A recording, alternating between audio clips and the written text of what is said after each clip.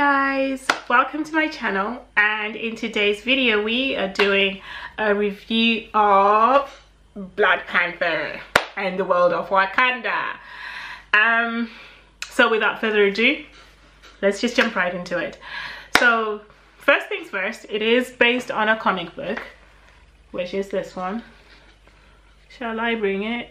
There, Black Panther, World of Wakanda. It's just awesome. It is a great movie. I'll give it a 5 out of 5, and if you actually haven't yet watched this movie, I would say please do go out and watch this movie, because it's different levels of awesomeness to unpack in this movie, discussed, because even though it is a fictional comic book movie, it is so representative of a lot more, right? First of all, let's talk of all the shades of melanin in that movie, and not just, you know, closer to white shades of melanin. Deep, it's like deep, rich hues of melanin, and I love that, because think of all the young kids, the black kids that are growing up right now, that are now going to be watching Black Panther, and it's people that look like them, and it's in Africa, and Africa where their parents come from, their grandparents are kids in Africa who are watching this and this superhero movie, and they see faces that they actually can relate to. Let's unpack a bit, because so I'm definitely unpacking it with the eye of an African, because I know there are different people who are unpacking it from different lenses, because we definitely watch it from different lenses, and my lens is the African lens. So this is Black Panther review, African perspective. So the first thing first, we all know that the kingdom of Wakanda is inspired by the Mutapa Empire, which was a Zimbabwean kingdom which reigned from the 1500s straight up to the 1700s. Had kings like Nyatsimbe Mutota and Mwene Mutapa Matope, who were the kings. And during that time, there's this legend of how the empire grew because Nyatsimbe Mutota left as a prince when he was going to get some salt, and when he was going to get some salt, he discovered, he was like, yo, there's diamonds in Botswana. I'll take you, you'll be mine. And also talking, I just mentioned Zimbabwe, Botswana, is because the kingdom actually spanned from not just to Zimbabwe, but it was Zimbabwe region, and then you'd have South Africa, Namibia, Botswana, Southern Africa, before we were given regions and given names and told you are going to be Northern Rhodesia, Southern Rhodesia, Nyasaland, and all that stuff. So before colonization, that's when this kingdom. And I like the fact that there's a king, and then there was a capital city, there was provinces, and then there you had villages around, and that is also what is in the kingdom of Wakanda. There's a king, King Chaka, and then Chala. And also the one thing is they all both fiercely modern and innovative. And like the economic structures in both the Mutapa Empire and in Wakanda, fiercely modern and very innovative. And I liked that it is a true representation of an African kingdom. Even the aerial view, so when you're watching Black Panther and they're flying back into Wakanda and you get that aerial view, there is something that happened when I was looking at it, and I was like, this is reminding me of Great Zimbabwe. There's something that happens when you're watching it and you immediately. So if any other Zimbabwean saw this movie and had that moment, please let me know that I'm not by myself and I wasn't just going overboard because I was still in the Mutapa Empire phase. That is very linked between the people in the Mutapa Empire and the Wakandans, is the fact that they were all both so in touch and very proud of their traditions, because both are untouched by colonization, because Moffat and his people hadn't brought religion to Africa, colonization hadn't happened, so people still had a sense of pride in their traditions, in their culture. And we all know that religion stripped Africans of who they truly are, because when this was brought to them, they were told the gods you worship, your God, are not true gods. And you have to abandon everything that is truly, truly you. But when you see in the kingdom of Wakanda, religion hasn't been brought to them, so they're fine. They're functioning. They are still very much modern. They're very much advanced, more so than the people that had brought colonization to Africa. Such discussion as well of an untouched Africa. Black Panther definitely brings that debate to the forefront, and that discussion of an Africa that is very much untouched by colonization. Colonization didn't happen, and you see what happens to Wakanda, where these people, in touch of their traditions, proud of who they are. There's no religion lorded over them. There's no Proverbs 31 woman. You know, they're not debating for anything of that sort. So the thing is, you see that, and it is a discussion that we then have to say the impact of colonization. You look at it, and you look at what happens in Wakanda, and you see what colonization did to us, what colonization took away from us. They didn't just take our resources, they didn't just take our minerals, they also stripped us of our traditions, of our true values, of the things that made us truly who we are, of way of lives. They came, embedded themselves in us, and stripped us of that. And you watch Black Panther and you're like, wow, oh, what could have been? Oh, what could have been if we had been left with our resources and we were the masters, our own masters of our own fate and of our own riches, what we would have done with our smarts. Like, if I'm talking about our resources, Wakanda has vibranium, which is their most powerful, valuable resource. But because they have closed off and there's been no colonization, they own their resources. Their technology is so advanced, so innovative. Oh my God. Shuri, I mean, remember that scene when Shuri and Chala goes in and she's telling him of the changes she's made to his costume? Wow.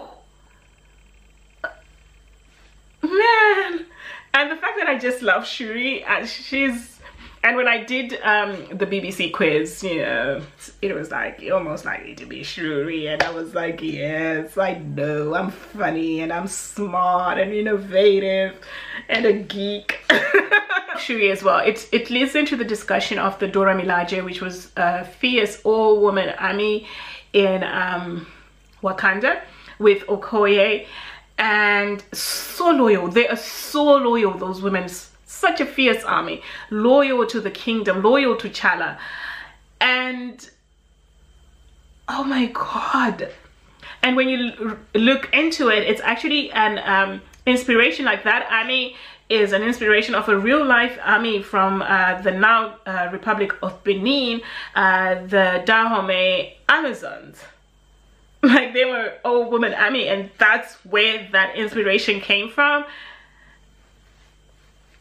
This movie is just a celebration of Africanness, and you're just unpacking how, as an African, this is the first time you see a movie that is telling a story of Africa, and it's not about slavery, it's not about blood diamonds, it's not about whipping people, it's not about poverty.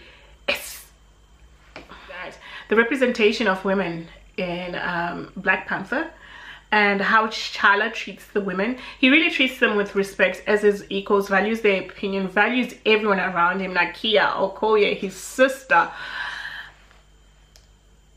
And that is so great.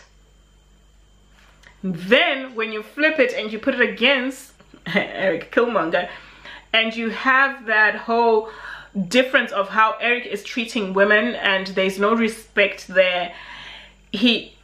choking one woman, and it's just like, wow, this juxtaposition of African and then African Americans, because Eric Killmonger is definitely representing African Americans and how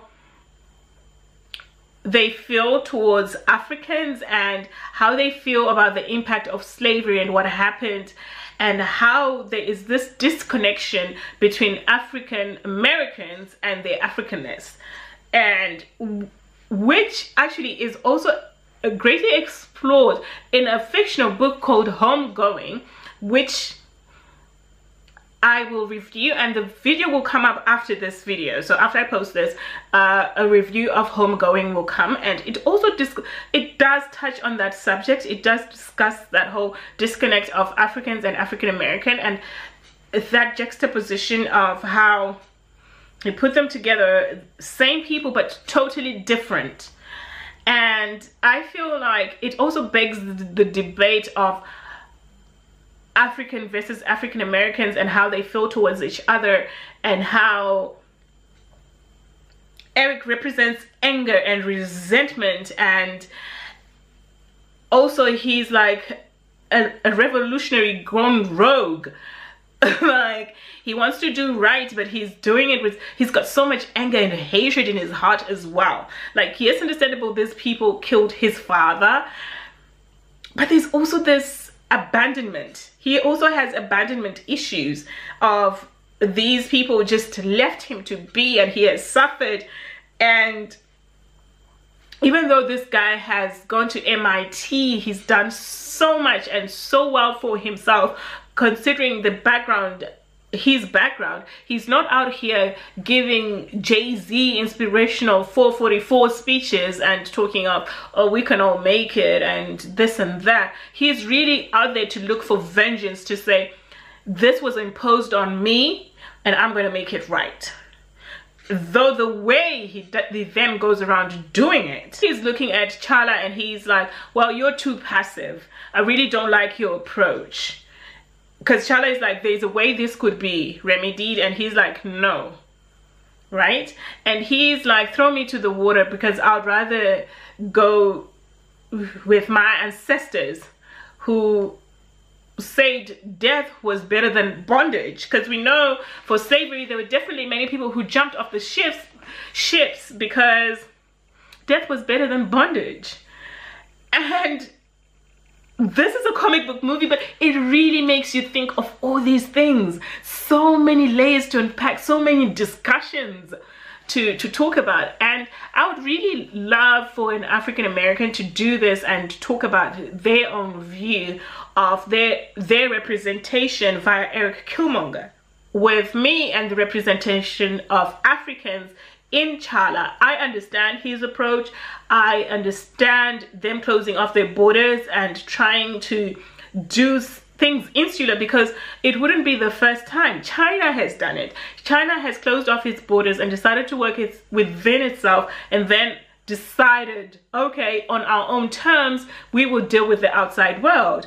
United Arab Emirates done the same thing.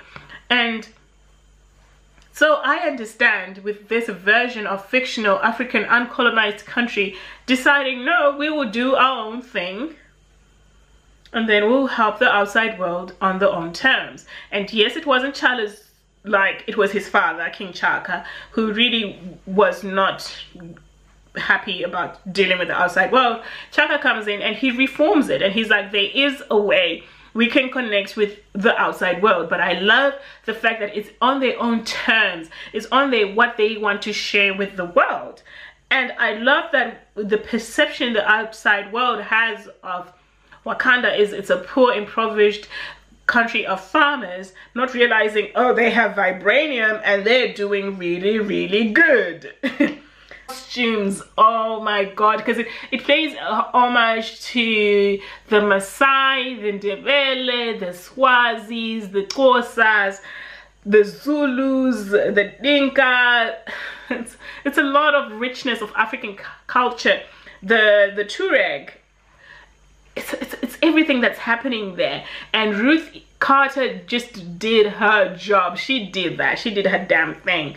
And also I was reading that on Queen Ramonda, she even looked at Winnie Mandela and First Lady of Cameroon, and how over the top they were and flamboyant, because that's who we are, right? As Africans, we're OTT. It definitely has loads of funny moments. And I also love the fact that even though like Wakanda has been uncolonized, they're very much aware of pop culture and what's going on in the outside world, because you have them, you know, doing the, what are those jokes that Shuri did to her brother. I loved it, that. And actually Shuri has such great comedic value to this movie. And Baku is another one. Baku is just who he is. He's funny. And yeah, it's funny. The colonizer, I mean, everyone's talking about the colonizer line, right? Everyone's going around. I think now in our minds we're just going colonizer. The other thing I really loved was Okoye's loyalty to Wakanda. Oh my god, Okoye is so loyal to Wakanda. She was just like, I will kill my bae. Like, bae, for Wakanda, you're dead. The rhinos. Will we talk about the rhinos as pets that are being reared for war? Like, we only see in the end that they're being called to war. Rhino. I mentioned Baku because I was like, he provided me with so much joy. Every time he appeared on my screen, I was like, yes. But finally, people were complaining that we were going over the top, going dressed to Black Panther. I'm going to insert clip of everyone who dressed, including myself and my friend Abby when we went for the movie. But why not? I've seen people dressed as Darth Vader. I have seen people going to Harry Potter, so over the top. People going to Comic-Con, over the top. Because comic book, over the top. Wakandans, Africans, richness. So you explore that. I totally enjoyed the movie. It really had me thinking of a lot of things. It had me sad and angry, heartbroken at the impacts of colonization, because you do think of what would have happened, a what if situation when you strip off colonization and you have Wakanda, and Wakanda thriving so much because it's something that happened to us, never on our terms, forced upon us, stripped us of who we truly are. But please, if you haven't watched this movie, please go and watch it. This is not a documentary. This is not a documentary or exploration of Africa. It is not. It is not the history of Africa. Watch it. I highly recommend it. If you have watched, let's talk more in the comments below. Let me know your thoughts. It was the history of the Tapa Empire. It is. Oh, they missed to discuss this. I know they've mentioned some things like, oh, they missed to discuss sexuality, and gay people were not touched upon. And I'm like, because of African societies in that day and age in Africa, because it's in Africa before colonization, sexuality was just who you were. It wasn't something that we needed to explore it. And so I feel that movie did justice if we were talking about an uncolonized African country. So yeah, let me know your thoughts. Leave your comments below. And please, if you're not yet subscribed, please subscribe. I'll be putting up more videos. I know it's been a long time, but I promise I'll do better. And yeah, catch you in the next video, guys.